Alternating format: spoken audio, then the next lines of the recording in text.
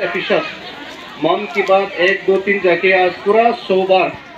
का जो प्रधानमंत्री का जो प्रोग्राम है, नरेंद्र मोदी इंडिया जो प्राइम मिनिस्टर, मन की बात को सुनने के लिए इस प्रोग्राम में कम समय से आप लोग को नोटिस दिया, तो फिर भी अपना जो बहुत काम की समय में आप लोग अपना काम को छोड़ के इस प्रोग्राम में जो उपस्थित है, मेरा तरफ से बहुत बहुत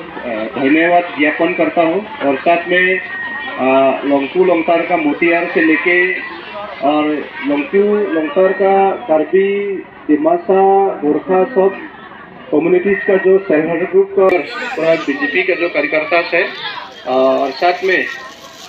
जितना भी मेरा जो पिताजी सम्मान, माँ सम्मान, मेरा भाई और बहनों और सभी जो छोटा छोटा जो नन्ही सी हम लोग का नेक्स्ट जनरेशन का जो बच्चा लोग हैं, आप लोग ने आज इस मन की बात जो 100 एपिसोड में आप लोग को सुनने के लिए, मन की बात सुनने के लिए हम लोग थोड़ी देर पहले 11 बजे से आधा घंटा के लिए हम लोग सुना है। इसके बाद मेरा तरफ से मैंने एक आप लोग से एक चर्चा, कुछ एक लोकेलिटी का इश्यूज को लेके हमारा डिस्ट्रिक्ट काउंसिल का सीएम श्री देवलाल गोलसा जी का डायरेक्शन से